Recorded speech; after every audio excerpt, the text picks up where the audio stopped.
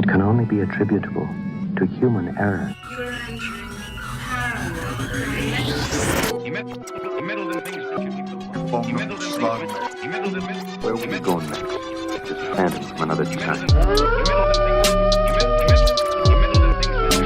No one, Mr. Muller. That's it, man. Game over, man. Game over.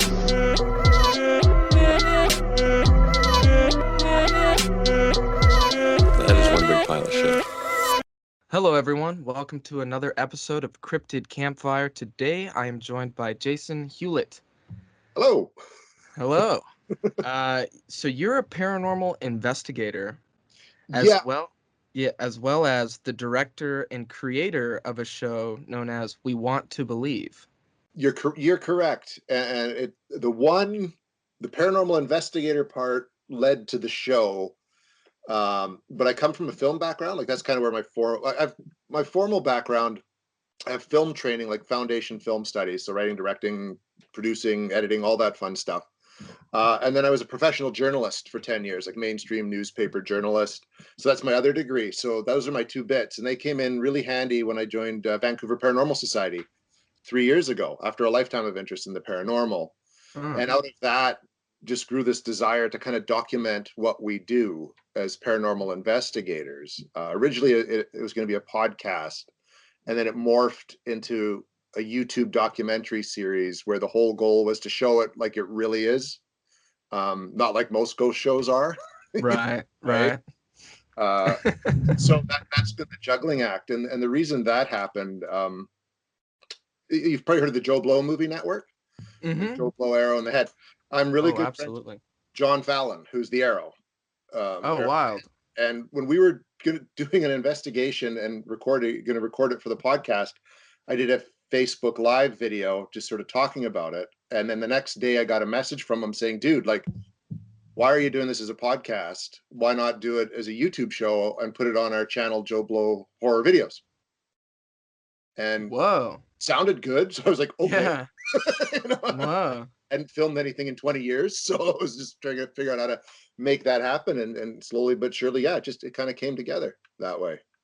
Huh. So you were a filmmaker before a journalist, being a journalist.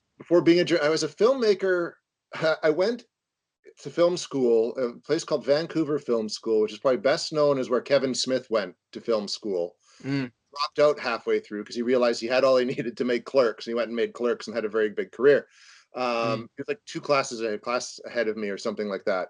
This was in the 90s though. So there was no digital. Video sucked. Everything was done on film. So it was super expensive and really hard to get anything going in Canada. The only show filming in Canada was The X-Files, which had just blown up.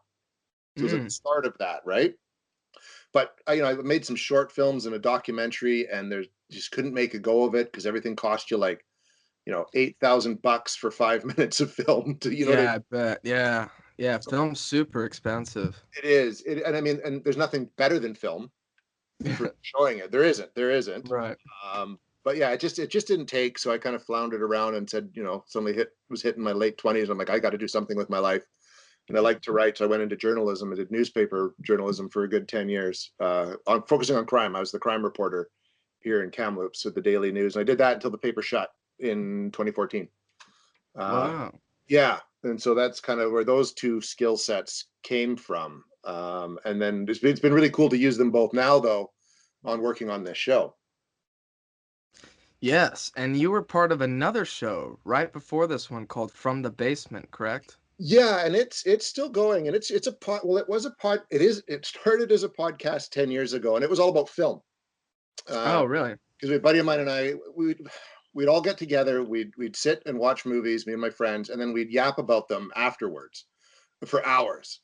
And my wife's like, you know what? Like, you guys should either shut up or put it on the internet. So we put it on the internet so we didn't have to shut up.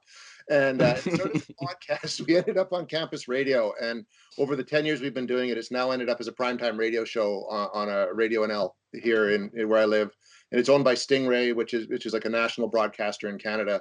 So we do that, and it's just we sit down, we review new movies, we talk about movies, entertainment news. But because myself and Sean, who's the co-host on that, who's also the executive producer, and We Want to Believe, have always been interested in ghosts and the paranormal and monsters. we'd always bring that element into the show whenever we could, in terms of reviewing, on the Sure. trail of UFOs or the small town monsters stuff.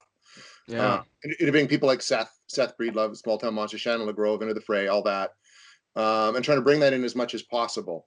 And so when we had the opportunity, like to make it, to do something like We Want to Believe, we figured we could channel kind of all that knowledge and the people we knew and kind of help get it off the ground that way. Sure. And if you can, because I feel like I got a little ahead of myself there. uh, Can you tell us a little bit about this show, We Want to Believe? A brief synopsis, if you will, or if you would like, I have your synopsis pulled up. Oh, okay. Well, would you like to read it? You're more than welcome to. Sure. I'll just It's We Want to Believe is a paranormal reality show that takes an unhollywood approach to the pseudoscience of paranormal investigation. I'm going to stop there. It keeps going, talks about you and your fellow investigators, but I want to focus mostly on the unhollywood approach to the paranormal investigation. Tell us a little bit about that and what inspired you to take that approach. Well, I'll start with what inspired me to take that approach. Mm. Peter Wren has been a paranormal investigator for 27 years. He's investigated hauntings all over the world. He hails from England. He's now here. He lives in Kamloops, where I live. And he is the executive director of Vancouver Paranormal Society. So I met Peter when I joined the group. And Peter, 27 years, you've seen pretty much everything you can see. He has a very scientific, methodical approach to it. And he's been approached by like Netflix and all these other shows, like a whole bunch of channels and streaming services, to do a ghost show. But he always refuses because they always Hollywoodize. Like, like when you look at like a Zach Baggins, like every week Zach Baggins gets possessed by a demon. It is. It's true. You know what I mean? He takes that route. And all these shows at some point, I think, because they're on a network, have the pressure to produce something. Yeah. I've done dozens of investigations. Peter's done thousands. And there are whole runs of them where you get nothing at all. And so he's always been hesitant to do that because he wouldn't want to have his reputation as a paranormal investigator ruined if he was forced or pressured into faking something for a show. So when he and I met and we were doing an investigation, someone again was talking to him about trying to do a show, and it fell apart. He didn't want to do it. And we did a bunch of cases together, and we had some pretty good luck in getting evidence, at least, as close to evidence as you can get in a paranormal. Sure. So we decided that the best route would be to do that podcast, because you could just keep it really basic and really simple. And you didn't have to fake anything. If you went into a place, you could talk about what you saw, what you experienced, but we didn't really get anything, play a couple EVPs, and that would be the end of it. So when JoBlo came along and said they wanted to it as a YouTube show, that was kind of the caveat. Like, I'm a filmmaker, I'm a storyteller, so we'll make it entertaining as possible without faking anything and without resulting to too much chamber music or jump scares that aren't jump scares. Like, you probably watched all those shows, right, Eli? Sure. Like, oh yeah. And they'll tease you, you hear a bang, like, what was that? They cut to commercial. They come back, it's the repeat of the bang. What was that? Cut to commercial. Oh, it was the cat. Or, sorry, I bumped Those are the the worst. Yeah. So we wanted to avoid that. And I think we've done 4 shows so far. They come out once a month. I think so far we've been pretty successful in presenting it. Just, this is what we found. Here's the evidence. And we leave it up to the viewer to decide. We don't come and say, yes, this is, what's here. Because you don't know. No one's proved any of this stuff yet. Right.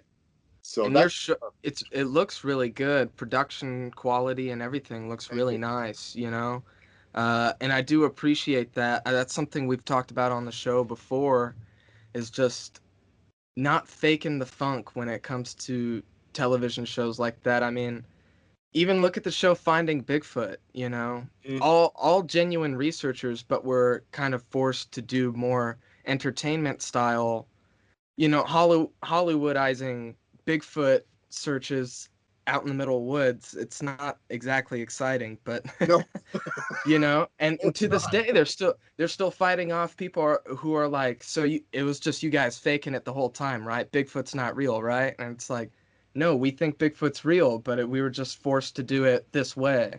Yeah. And it's tough. Like, I even find combining my passion for making film and loving film and my passion for paranormal, there's a tendency to want to you don't want people to get bored. right? Watching something. So you got to do something to make it visually interesting and kind of move it along. Sure. But you don't want to compromise what you're there to do, because I think paranormal investigation and cryptozoology and all this great stuff has a legitimacy to it. But because of these shows, it loses that, because people watch it, or say a legitimate scientist watches it and he's just like, like they're just playing to an audience, and they don't want to get their reputation hurt by trying to dig into it too much, right? Absolutely. Absolutely. Yeah. So you guys are really going against the grain here by doing what you're doing. We're trying. I think it's working. Do you? Yeah. Like, have you seen all 4 so far? Like the first. I've only seen one. One. So, Okay. Yeah. We did it. We tried in the one. It might have been the one you watched, because I think it was the one that I put out there, where it was like the wrap up of the one investigation. So where we break down the types of evidence. Mm-hmm. And we did that. We tried to make that visually interesting, in the sense, like, there's 17 types of evidence. The words all sort of form. You focus on a word, like, physical evidence, and you start showing what physical evidence you found. And that's kind of the way I think we've made it interesting to see, to present it, without kind of without trying to play it up too much, or sex it up, or however you want to talk about it, right? Sure. Yeah. So you said that this is a lifelong interest of yours into the paranormal. What kind of sparked you into that? Well, all my life, like everyone that's interested in it, all my life I've had weird things happen to me. I kind of wanted to figure it out. One of the earliest things I can remember, my family used to own a cabin at a nearby lake called Shuswap Lake, and we're in Bigfoot country up here where I live in British Columbia. Like, we get Squatch sightings up in the area. Oh yeah. One night, I was probably like 12 or 13. My parents just gave me free reign of running out. They didn't care. I grew up in the 70s, right? So parents was, do whatever you want, as long as you come back in one piece. So we'd all be roaming the woods all the time, my buddies and I. We were out at dusk one night. We were coming back. There's a usual route we used to take, and there was this pine tree. And we came underneath it. Like I said, we've been through it all the time, but this night, as we were going under it, underneath this pine tree was this little lean-to built up, a small fire pit of rocks, and inside the lean-to was this bone. It was the weirdest thing we'd ever seen, but we'd been by here, like, the day before, didn't see it. Come along, we sort of saw that. You kind of felt a little bit creeped out by it, and it was getting dark. Home. But first thing the next morning, we got up, we ran out to that spot. There was no sign that anything like that was there, like, at all. Huh. And that was just, I can't explain it. It was just weird, but it kicked off kind of this interest in just wondering what is out there. So, first starting off interested in stuff like Bigfoot, and, buying every Bigfoot book you could find, and watching like In Search Of with the Bigfoot episode, all that kind of stuff. Sure. Yeah. Fascinated in that. And then it kind of just morphed into also an interest in, like, we're a couple hours from Kelowna, where Ogopogo is rumored to be seen. So that was always, every time we'd go to Kelowna, we'd try to see it. And an uncle of mine said he saw it. So I'd always push, but what did it look like? And what did you see? And, Sick. kind of stuff. So just really into that. And then ghosts became a part of that as well. And my father died when I was 19. And afterwards, things started to happen in the house that it just felt like he might still be there, or things would happen. And it persisted. I lived in that house into my 20s, even took it over when my mom moved out. And 2 things really stuck out for me, which is right before I decided, that's it, I'm going to actually start investigating on my own. One night, we were sort of sitting in a room, me and a buddy of mine, and we were talking, and I was talking about my dad, and, how I'm kind of a believer in the paranormal and all that. And, and my buddy said, would you believe that he might still be here? And I said, yeah, I think he is. And then suddenly all the lights in the house went out all at once. And I just went, I don't know where, I just went, Dad, not now. They all came back on. No. Yeah. No. That's crazy. There's something strike me down, but that is exactly what happened. And I couldn't even put that into rational thought, because I was joking. Yeah. I said that, right? But that happened. And then a few months later, I was kind of just getting ready for bed. My dad was a carpenter, and he had a workshop downstairs. And I kind of just sat down, and I just clicked the light off. And suddenly I heard these footsteps come out of the ensuite bathroom, like heavy footsteps in work boots, past the edge of the bed and go around into the hallway. So I flicked on the light, and I could hear the footsteps receding. I kind of went out in the hall, turned the light on, and I saw something turn a corner at the end of the stairs, at the end of the hall, and then go downstairs into the workshop and then just stop. And at that point, I kind of decided I really need to know what's going on out Yeah, there. wild. That's Yeah. crazy.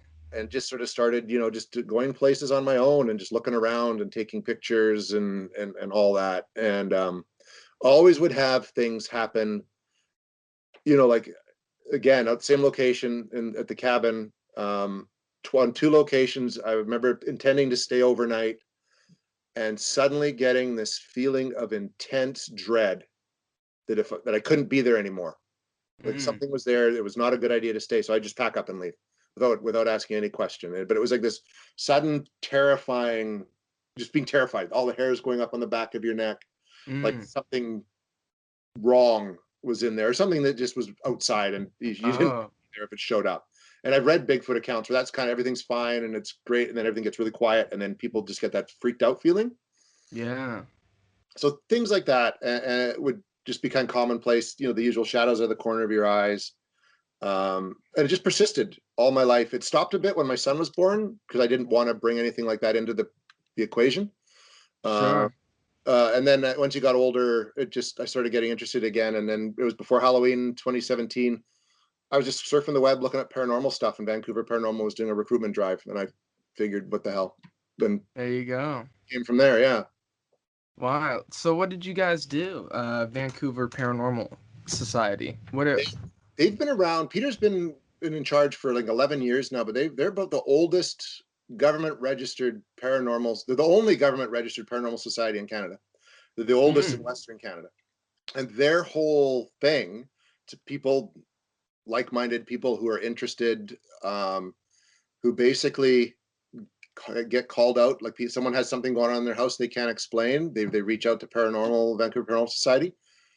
We come and take a look, determine whether or not there's something there. If there could be a chance of something there, we investigate. Same with businesses. Like businesses do it. The Victoria Maritime Museum, British Columbia, had gone in and done investigations there because of stories that have persisted for decades about hauntings. And what I appreciated, because I think you can believe, but you can't let your willingness to believe overshadow looking for the facts.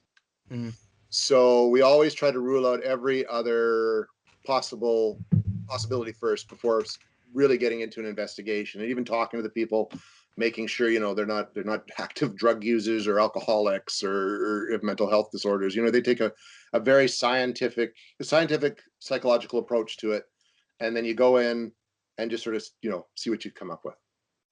Interesting. Wow. It is.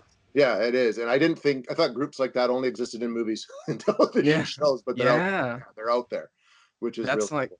Real life Scooby-Doo going on there. Totally real life Scooby-Doo. You get a core group, people who aren't really serious about it, or who take everything's paranormal, are weeded out pretty fast because that's not what they want. And the team members are a whole variety. We've got like a clinical psychologist on the team. We've got journalists. We've got scientists. There's a whole variety of backgrounds at play there, which is nice. Yeah. Yeah, that's awesome. Yeah, I think you're a lot braver than I am. I've seen the house I currently live in is haunted, and there's some ghost activity. Everyone who's lived here has said they've seen something, and I didn't see anything for the first 2 years. Really? And yeah, I had a dream right before I moved in about it, but I just kind of chalked that up to me being kind of anxious about it, and then I didn't see anything for 2 years, so that's like what it was. But since I've been here, I've seen things in my waking life twice, and I've had a couple of recurring dreams happen to me several times. What kind of stuff are you seeing? So the first time I was going to the restroom, and from where the restroom's at here, we have a window, and so as you're walking through the hallway, you can kind of see out towards the backyard. And we have an upstairs unit that has a balcony and a support beam that goes all the way down and kind of partially blocks one of the windows. And so it was around 10 p.m. and I live with my grandparents, so I know for a fact they were all inside and already tucked in bed. And I was walking to the restroom, and some motion caught my eye. And I looked, and it was a little girl. And at first, I didn't think anything of it. It was just a little girl. And then she walked, from my perspective, behind that support beam and just didn't come out the other side. Oh. And I was like, did I just, I don't know. So I just went outside and I looked, and there was no one there. And I was like, well, I think I just saw a ghost. And I didn't know how to feel about it. Mm-hmm.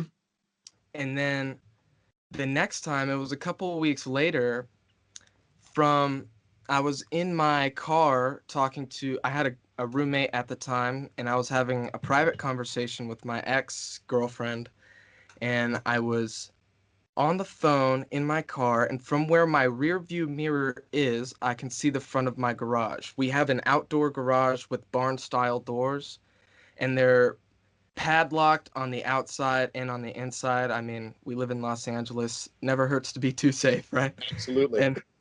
And it was like midnight this time, and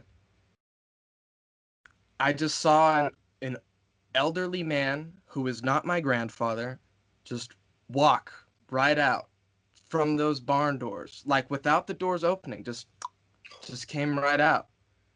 And like, it didn't do anything besides just walk away, but I was just like, I freaked out. I'll say it. I cried. I was so freaked out. I was like, no. It's scary. Yeah. It can be, especially the first few times you experience something like that, right? It can be over, because we're not, as we grow up, as kids, like, we're totally open-minded about anything, and then we kind of get it educated out of us and churched out of us and whatever, right? Sure. But so when suddenly you're presented with something that you can't explain, it can be an overwhelming experience. Oh. Emotionally. Oh, assuredly, for sure. I couldn't believe it. And I haven't really experienced anything malicious until I had my first recurring dreams. And so in my dreams, I'm always driving home in my car, and my grandmother's standing in front of the door waving to me saying, "Hello, Eli." And behind her is an old woman. And they say you never dream a face you haven't seen before, but I've never seen this woman in my waking life, so uh she was standing behind my grandma, and my grandma wasn't aware of her, and she was just giving me like this. She didn't look happy that I was there, and I could just feel like kind of what you were describing, just this evil intent like towards me. And I've had that dream twice now. And I haven't had it in a couple of months, and I hope it stays that way, because I'm not entirely sure what that means or what that is. No, I hear you. And dreams, I mean, there's some, in paranormal investigation that believe, ghosts can reach out to us through our dreams, right? Sure. Others you kind of look at it, it's our brain sorting out whatever's going on at the time. And you should look at maybe what's happening in your life at the time that could cause that. But yeah, I know I've had those kind of dreams too, where there's just an intense presence that you're not familiar with, or a person you haven't seen, and it just won't go away. And you keep having the same dream about them. And yeah, they're not ones you want to repeat very often. No, not at all. Right? Yeah. So, what's funny about that too is because, so after I had seen those two ghosts, what I think are ghosts, I couldn't see their faces as an extra detail for y'all. But I told my grandpa about it, because my grandpa had said he'd seen some things, some objects floating around the house, whatnot. But he's an old school dude, and he comes from El Salvador, where a lot of like witchcraft is more openly practiced and whatnot. Say what you will. I know some people don't believe that it's real or anything like that, but my grandpa definitely does. So he's kind of like used to weird things happening. And I just told him about it. I was like, look, I've been seeing these things. I don't know what they are. And he's like, first thing you need to understand is that they're always around. You just can't see them. And I was like, great. It doesn't make me feel any better. Yeah, right. You know. But you know, we prayed together, and he could see how much it was scaring me, so he prayed that I wouldn't see anything ever again. Not ever again, but my time here. And I haven't seen anything since, but that's when I started having those dreams. Oh, interesting. So I don't know. Yeah. You know, and that, I mean, I find that's fascinating to me, you know, Yeah, right. as an investigator, and I think, you know, your grandpa, from what I can ascertain just through what I've done and talking with Peter and other investigators, like, yeah, I think your grandpa's right. They're here all the time. Oh yeah. Whatever it is, who knows if it's like the dead or an you know, I don't want to get. I hate trying to explain an unexplainable with an even more unexplainable concept, like multiple dimensions and reality. I don't want to go that way. Sure. But whatever it is here all the time, and I think they pick or choose kind of when you see them, right? And maybe there is a reason for it, or maybe it's like, because, you know, in hauntings there's residual and intelligent hauntings that are discussed, right? And residual is something, it's like almost like a tape just playing over and over again, and you just happen to come across it whenever the circumstances arise that it's the perfect moment to see the past replaying itself. And then there's the intelligent, where it is interacting with you in a way that displays intelligence. Like the ghost coming out of the barn, the old man coming out of the barn could be residual, or even the girl disappearing behind a pole. But I think if your dreams, something is trying to reach you in your dreams, that shows an intelligence. And the intelligent ones are always the ones that cause, I think, the most concern, because it's interacting with you, and it kind of, I don't know, it sounds corny, but almost seems to know what you're doing or thinking or anticipating within that, right? Oh yeah. Yeah, and that's what freaked me out so much, is like, you know, even though I cried after I had seen that old man, you know, like I said, I didn't feel any malicious intent or anything like that. It was just, he was just walking, and he wasn't even walking in my direction. He was just walking the other way. Yeah. You know? So that's why I wasn't able to see his face, and the little girl was just completely in shadow. I could see her hair was up and she was wearing a pink shirt, but that was about it. And this house is 100 years old, and we don't know who lived here before us. So anything could have happened. 100-year-old house. Yeah. There's a history. I think energy, we leave energy behind no matter where we go, right? And I think that gets imprinted in, you know, good vibes. You go into some houses and they just feel like warm and inviting and welcoming. You're like, this is really good. And then you go into some and you're just like, I don't want to be in this place. Like, it just feels wrong. I got to get out of here. Bad stuff happened there, right? It leaves a mark. And I think when it comes to spirits, or whatever we call spirits, I think it works exactly the same way. I think, you know, good people leave behind a good spirit or energy, and bad people leave behind the bad stuff, right? And that's, yeah. So let me ask you this. What do you think about a sixth sense, if you will, that some people are just unable to experience this type of phenomena? Definitely. I think there's, and I don't know if it's like they just can't or they don't want to. Do you know what I mean? Like, there are people I know who, like one of the guys on the show, Sean, he and I have been brothers for like 25 years. There was a time when he was very open-minded about it, and now, like, nope. He just, whatever reason, something happened where he doesn't. And I think it's more because of the implication of what it means if it is real, and not wanting to face that. But he's good. Like, on the show, he's great, and he does want to believe. But he's in a government job, like an investigator. So for him, evidence, it's got to be something you could put in a court of law. So if something came out, and I think, you know, punched him in the face that he couldn't see and knocked him across the room, he'd probably be more inclined to believe. But until something that happens, he's not going to do it. And I think other people just, they don't want to face it, or they're just not open-minded at all. They're very just, you know, real world based and can't. But I think for those who are willing to open up their minds, they do get to see it, right? And I think kids seem very much open to seeing things, and old people seem to be. A lot of us just take that as senile, whatever, you know, being senile. But I think sometimes they're seeing things that we can't, because their brains are just not at the point where they're open to that. Sure. Yeah. People like you and I, I think once you have one experience, you kind of get curious and Yeah. want to have more, right? Maybe not want to have more, but you still Yeah. have more. You know? Yeah, I don't know. I don't know about the whole ghost thing, you know. It's always freaked me out, the idea of something being there that you cannot stop, you know what I mean? Like if something were to just pick me up and throw me across the room right now, I would have no defense against that, you know? And I don't like that. So, you know, And probably uh, wisely so. I don't think anyone should like the thought of that happening. You know what I you mean? know, Like, but at the same time, I go out in the woods and I look for Bigfoot, and Bigfoot could pick me up and throw me across the room, and I would have no way of stopping that. But I'm okay with it all of a sudden, you know? well, I think because we're filming the Bigfoot episodes now.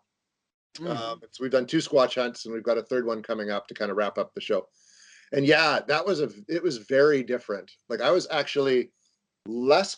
I grew up in the woods. I do it all the time, but I was less comfortable going into the woods looking for something than going Mm. into an old house where I couldn't see it. You know what I mean? Like, Really?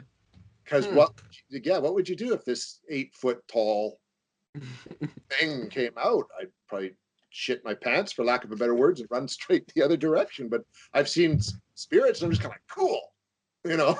It's just, Crazy. No, uh, yeah. I know, but So what do you think about horror films? it's an interesting core. I love them, and it seems to be this interesting correlation. If you love horror, you love all this paranormal stuff. It seems right, like, and it goes back and forth. Um, but I think when it comes to, say, especially like paranormal investigations, again, it does it a lot more harm than good. Like the Conjuring movies, which I love, Mm. highly entertaining. But for one, the Warrens, a lot of people believe they're hoaxsters and make stuff up, still to this day. Um, and I think in the movies like that, like when they show these activities and it's always demonic, which is a whole other topic, and just the imagery that they use of like the upside down crosses, it projects this weird image of what all that is. Whereas like upside down cross is a St. Peter's cross. You know what I Yeah. mean?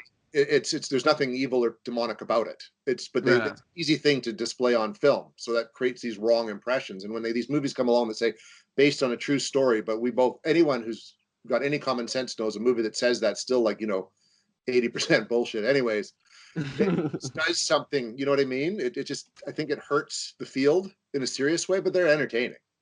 Sure. Yeah.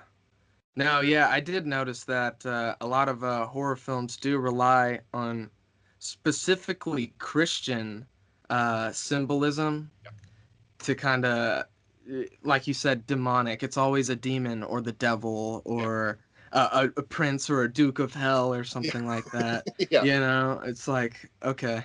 What was that one? There's, Warlock. Satan also had one son. yeah, yeah, Just as a warlock, yeah. that doesn't hurt. Um, The Wiccan belief system at all to portray that. and since you're a filmmaker, I'll ask you this question. It's a foreign film on Netflix. I'm forgetting the name, but it's a horror film about jinn. It's Is it maybe even called that, like Jinn? But it's like a no, it's called Under the Shadow or oh man, what's this called? I know what you. Yeah, it's called Under the Shadow. Wow, I really pulled that one off. That was good. I haven't seen it.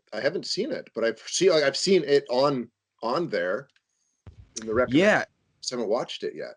uh, I highly recommend checking that one out. It's a period piece set in the 1980s Tehran, Oh, cool. and they bring up the mythology about jinn travel with war, and so that's when I think Iran was in the middle of a civil war, and this family decides to stay back because the woman's waiting for her husband to come back from the war before leaving town. And honestly, it's an hour and a half, and the first 45 minutes are a straight character drama, which I think is awesome. Mm-hmm. It's very important to get to know your characters before you just start throwing them across rooms. Yeah, Right? makes it scarier. Right. And yeah, definitely interesting because it doesn't take the Christian symbolism, it's something completely else. So, And that's cool to hear movies doing that, because I mean, maybe it's because Christianity is the biggest Western religion, right? And it's an easy thing to kind of, it's easy to come up with, the devil's a great bad guy or anything related. You can play that up. But it's unfortunate because even like, Peter, in all of his years of doing this, has maybe come across one or two that he calls negative energy cases, because he's not willing to think that it's just the demon or the devil. He's come up with two that could be along those lines, but even then, there's nothing proven about it. Sure. Because he does investigations for an ordained exorcist out of Washington State, so he's experienced a lot of where he's interviewed the people, and most of 99% of the time, it's a mental health issue, it's drugs and alcohol, and I think people wanting that to be the case. Like I even remember going on an investigation with someone. These people were telling us that they had all sorts of crazy stuff going on in their house, like dark shapes, water materializing out of nowhere. They felt depressed and, bleeding, blood coming from the ceiling. I went into this place thinking we were going to get like the Holy Horror Show suddenly, right? Like, yeah. But the people who lived there, it was nothing but like horror movie paraphernalia, books on the occult. It's like they wanted that to be going on. Like they were so steeped in that culture. And I mean, in their house, they were hoarders, so their house was packed full of stuff. The basement was the 70s basement, hadn't been up, so it was dark. And one of the kids that lived there was going through this whole bit where he thought she was a she. So there's all these emotions going on. And we spent a night there and absolutely nothing happened. Yeah, that's almost along the lines of that Bigfoot researcher who's been researching Bigfoot for too long, and then is like, oh, I have pictures and videos of all the times I've seen Bigfoot. Oh, really? Can I see it? I only let real believers look at it. It's like, I know the one you're talking about. right? It's like, geez. It's yeah, you just wonder about their validity, right? Sure. Or they're just so steeped in it they can't see the truth behind something. They so want to believe it that it blinds them. And I know that's a big risk that can happen. We had someone on VPS where everywhere we went, she was seeing that. Like, nope, it's a ghost or it's paranormal because of this, and this, but there was nothing happening. Or their EVP was nothing. It was a noise, like a legitimate thing to explain away as a house creak, right? Creaking board, like that. And it's interesting you bring up alcoholism, because I know recovering alcoholics, or if you just kind of quit cold turkey, the withdrawals can lead to some hallucinations. Yeah. And I mean, they don't call it spirits for nothing, right? It's like, exactly. Yeah. It does, definitely. Same with drug addiction, right? Any kind of coming down off of it, you hallucinate, you see things. We all see the dark little shadows in the corner of our eyes, but that makes it more prominent. And your body's on edge. Your brain is just screaming for something, right? Right. Yeah, that's crazy. Into that's why when we go out on cases, you don't drink before you go on an investigation, right? Right. Oh, you're working on a book? Yeah. Peter and I are working on a book. I'm kind of chronicling his adventures that he's had, like the kind of the big cases.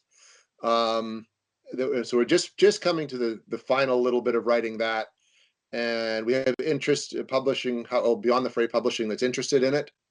So we're hoping that they'll pick that up. And the book kind of concludes with Peter and I starting We Want to Believe, so talking a bit about how that kind of came about and telling that story. But Peter has so many good stories, and he's seen so much stuff that it was a shame not to. And it took a bit of convincing that, hey, Peter, it's a good idea, and we do the show and we're not making that into BS, so this book won't be BS either. We'll try to make it presented as realistically as possible. So it's been interesting. And for myself, for Peter, it's good because he finally gets to really talk about his experiences and something's put down. And for me, as someone who is a journalist, it's just another way to kind of explore journalism and writing and talking about sort of one of my favorite topics. So pretty excited about it.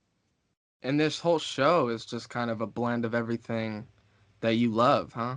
It really is, and it's kind of become a passion project of mine, and a bit all consuming, because it's audio is one thing, but audio and video and playing around with that, it takes a lot of time. So that's why there's only one episode a month, because I couldn't imagine trying to do this every week or every 2 weeks. Yeah, no way. And we're really lucky. Jason D. Morris, he's on as producer and he's editor, and he's with Resurrection Films, and he did a documentary called Millennium After the Millennium, which is about the efforts from fans to bring back. Remember the Lance Henriksen TV show from the 90s, Millennium, that was Chris Carter's follow-up to the X-Files? He did a documentary. Millennium, yeah. Yeah, he did a documentary Yeah. about that, and it's award-winning. So he knows his film and his editing. So the show wouldn't be what it is without his help to put it together every month. So it's been really lucky. And we met him just for interviewing him about his documentary on From the Basement. So it's a lot of good contacts came out of that now it's all kind of coming back around and we're helping each other out. So it's been fun.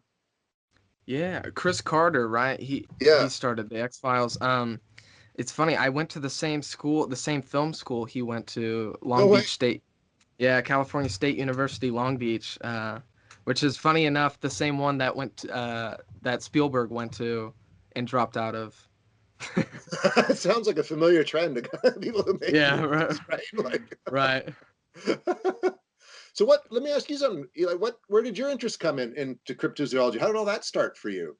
Because I'm always interested in hearing people's origin stories.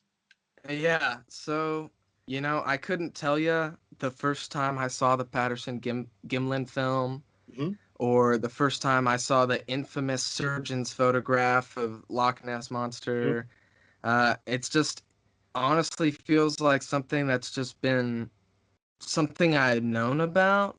I don't know. I grew up in prime time. I mean, early 2000s, prime time for kind of crappy cryptozoology shows coming out. I mean, Monster Quest, that's not crappy though. But,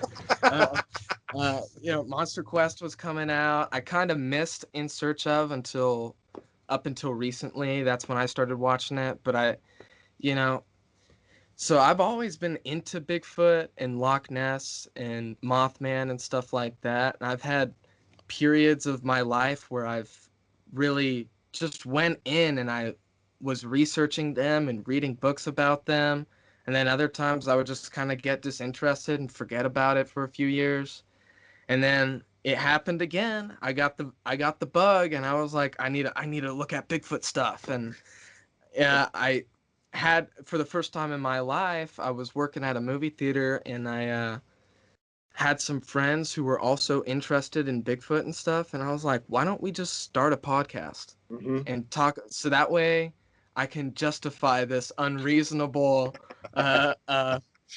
obsession, And so yeah, thankfully I can research Bigfoot all I want now, and my parents won't say anything because I'm like, it's for the podcast. It validates what you do and what you're passionate about, right? In a cool way. And it's awesome that you find especially when you find like-minded people who are passionate about it. I think it even pushes you even more to kind of look into it and explore it, right? Like, oh yeah, absolutely. No, I mean, I went to the Oregon Bigfoot Festival last year, and I met Cliff and Bobo and a bunch of other famous Bigfooters, and it was I was completely surrounded by people who all believed in Bigfoot. It was crazy, No one believes in Bigfoot in Los Angeles.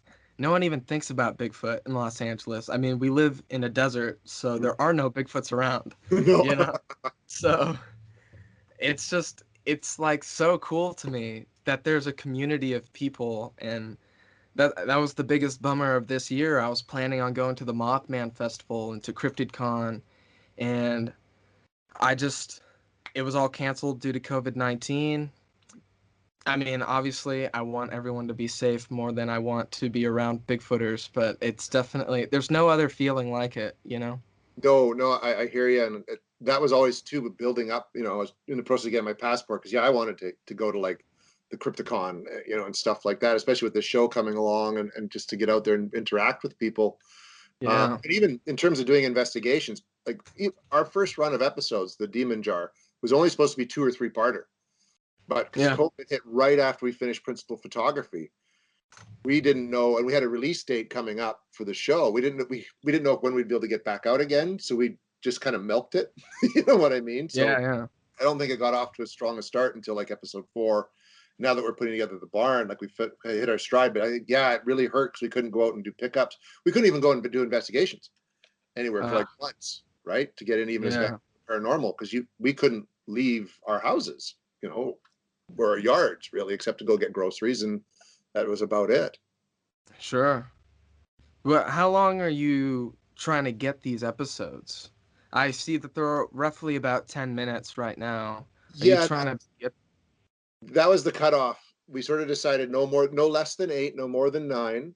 Just because people can only really stare at someone sitting in the dark room asking questions for so long, right? Sure. And I approached it sort of, an average. If you looked at a lot of those shows, they're half an hour, so about 22 minutes. So if you got two about 9-10 minute segments, that kind of fits the commercial. You know what I mean? The way you do your setup and then the payoff. Sure. And it just sort of works really nice in terms of a time frame. Then you can tighten it as much as possible so that even though it might not be the most exciting stuff happening on film, it feels that way because it's edited faster and you're telling your story in a little bit of a quicker format. Sure, yeah. So we're tricking people into making it think it's maybe more interesting. I don't know. We've gotten good feedback, so it must be doing something right so far. Well, But it's certainly entertaining, that's for sure. thank you, and that's Yeah. what we're going for. And we've got a new 2-parter, September, October, which is The Barn, and then another one at a house, creepy old house with the creepy old dolls, like lots of those creepy old porcelain dolls. We're gonna Yeah. actually some really interesting stuff happening there that'll take us through towards the end of the year. And like I said, we're Oh. shooting our Bigfoot episodes right now, which I think will debut like end of the year, early January. And it's because we can get out now and do all that kind of stuff. And I think it's been different because it's a totally different, Bigfoot hunting, it's a totally different game than sitting in a dark room asking questions with a digital recorder. Like there's more to that, There's definitely. more involved. There's a lot more in the woods for sure. Mm. You could think something's Bigfoot, but it's actually just a huge elk or something, Running around. Yeah. I oh, you just said something that the Annabelle doll Yeah. supposedly escaped? Did it really? That's what I was reading. From like the Warrens Museum. Or maybe it wasn't. No. It has something to do with Zach Bagans. So yeah, I don't want to speak too much on this because I thought you might know some, but if we don't know what the news is, then I'm now going to look it up though. yeah. That much. Some sort of doll escaped and people are kind of freaking out about it. That's nuts. Escaped is how it's being publicized, so. Oh my gosh. Well, I don't think Annabelle could just start running around. So that's the only thing I'll say on that. Because she's not Chuck, from Child's Play. It's a totally Right. kind of thing. So when you've done your Bigfoot hunt, have you seen anything that's really scared you one way or the other? I have not seen anything. The most recent one, I was in the Mogollon Rim. I was with the TV show called Chasing Legends. Yep. Chasing Legends. Yep. Perfect. Yeah, so I'm going to be joining them on a couple of their other expeditions later this year. But yeah, I was up in the Mogollon Rim and looking for the Mogollon monster, and I didn't hear anything. If you know Alexander Pedikov, he recorded an actual knock. Okay, yeah. Yeah. Oh, I did hear something. I don't know why I said I didn't. So we were in this dry creek bed, right? And so to our left, like if you were standing in it, there was, I guess how do I say this? So it was kind of like a hilly area, and then you went down into this dry creek bed. And so on one side we had the elk, and so we heard some elk bugles going off later in the evening after the knock. And on the other side was this, I call it a ridge. It was just this big old hill, and you couldn't see anything up there. And we had thermal imaging cameras. We had 2 of those, and you couldn't see anything through the foliage. And it was on that ridge. Me and Pedikov were standing away from the campfire because we had created a campfire because Bigfoot are curious and hopefully drawn towards campfires to check out what's going on.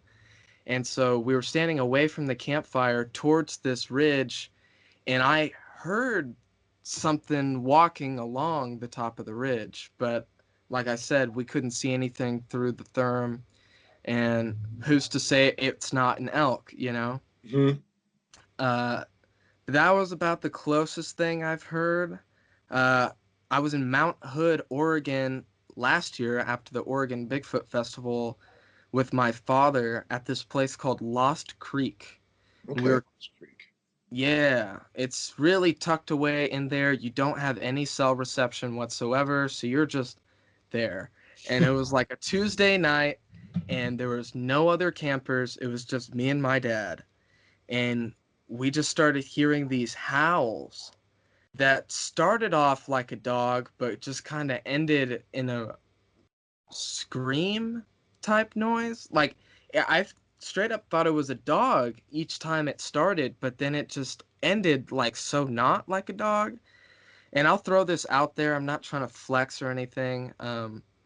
I grew up in Temecula, California, and our neighbor, this was when it was still legal to own wolves in the state of California, actually had real wolves. And that's how I used to fall asleep at night, was listening to a literal pack of wolves howling. So So you know what they like sound like. I do. Yeah, I know what they sound like. So, and it didn't sound quite like a wolf. It didn't sound like anything I had ever heard of before. But I'm very hesitant to say that that was a Bigfoot because I was in a new area that I'm not familiar with. Who knows? It could have been an elk. I don't know. You Just don't. kidding. You don't. You know, Yeah. unfortunately, you can't say one way or the other, right? But Yeah. I think that it's still, to have an experience like that is fascinating, because it still is just enough unknown that it keeps pushing you to the next one, you know, to kind of keep looking and going back and pursuing, right? Oh, for sure. And I will say this about at least Mount Hood.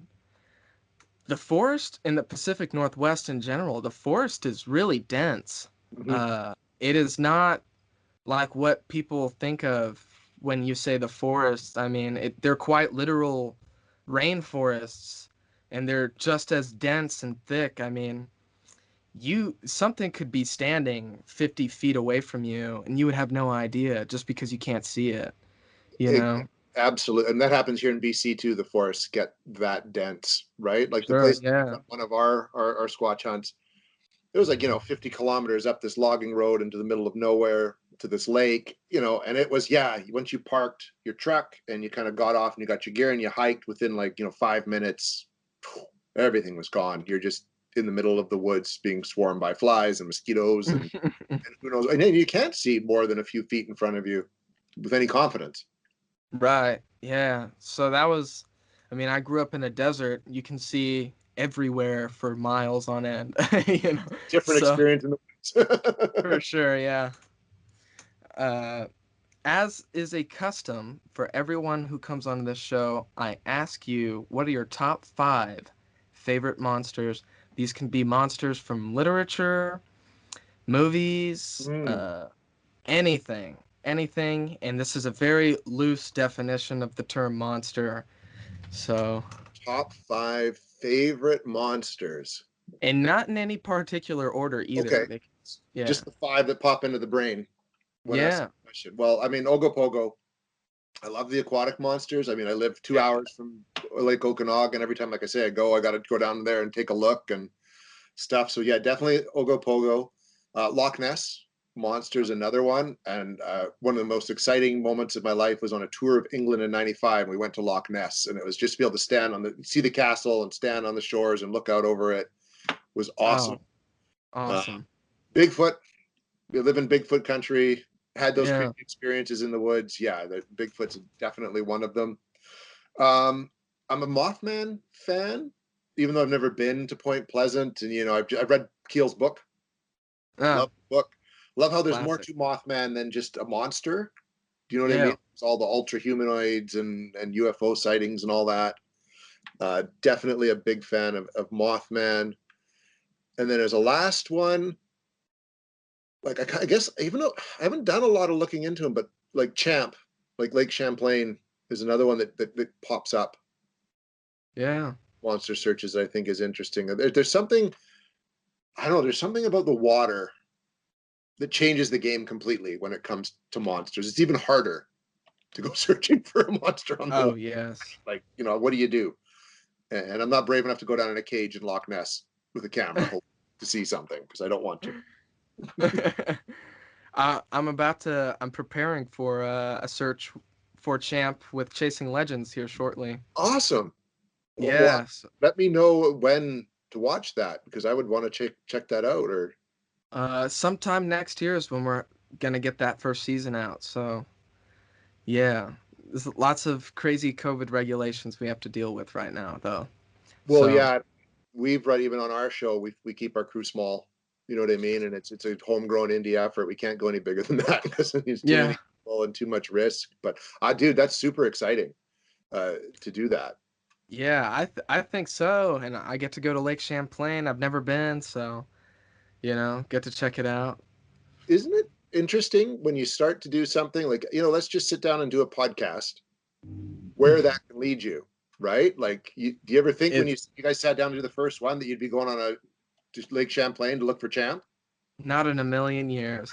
And or even that I would be talking to a paranormal researcher from British Columbia. I didn't think that was in the plan either. Nor me talking to you about some YouTube show that I didn't even think I was going to be doing this time last year, right? Like, you just get led down these crazy roads, but that's what makes it so much fun. Absolutely. You don't get it if you don't try. Right. Well, I figure this is a good place to kind of stop. And Cool. If you want to, this is Jason Hewlett, everyone. Jason, did you want to plug anything? Where can we watch We Want to Believe? Yeah. You can find a new episode every month at JoBlo Horror Videos. They do a big push on, Arrow in the Head and the JoBlo main site. Next one comes out September 4th. Begins a new investigation called The Barn. We also highlight episodes at wecamefromthebasement.com, which is where From the Basement operates out of. And we're on Facebook. We Want to Believe the series. If you put that in, you'll find us there too. And we're working on a website, but there's only so many hours in a day. And I'll for sure share some of the episodes as they come out, especially to the page on Facebook. Yeah, I'll send them to you. Like, I'll send them through the messenger and stuff. I really appreciate that, and thank you for the opportunity to talk about it on this. This has been a lot of fun. I've really enjoyed it. Absolutely, yeah. And when we can do stuff in person, it'd be cool to come up and do something together. Even somehow. British Columbia's on the bucket list, man. So I'll be up there. Sweet. Well, when I'm allowed to. I don't think I can right now, huh? No, you can't even get across the border. Oh, dang, crazy. So when this is over, which I'm hopefully by this time next year it will be, that'd be really cool. Right on. Awesome, man. Wonderful talking. Thanks so much. Yeah. Thank you guys for listening to the episode. If you guys liked this episode, be sure to subscribe to the podcast, share it with your friends. You can check us out on all the social medias. That's at Cryptid Campfire on Instagram, Facebook, and Twitter.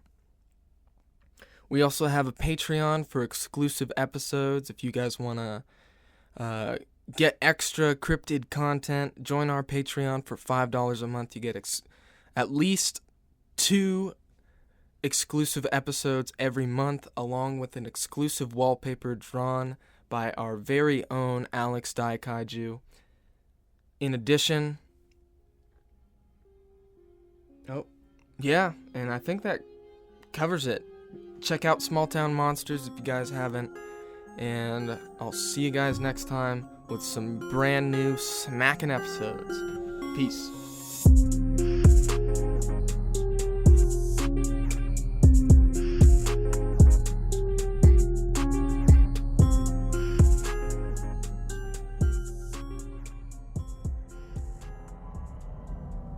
This podcast is a part of Straight Up Strange Productions. Discover more shows like this one at straightupstrange.com.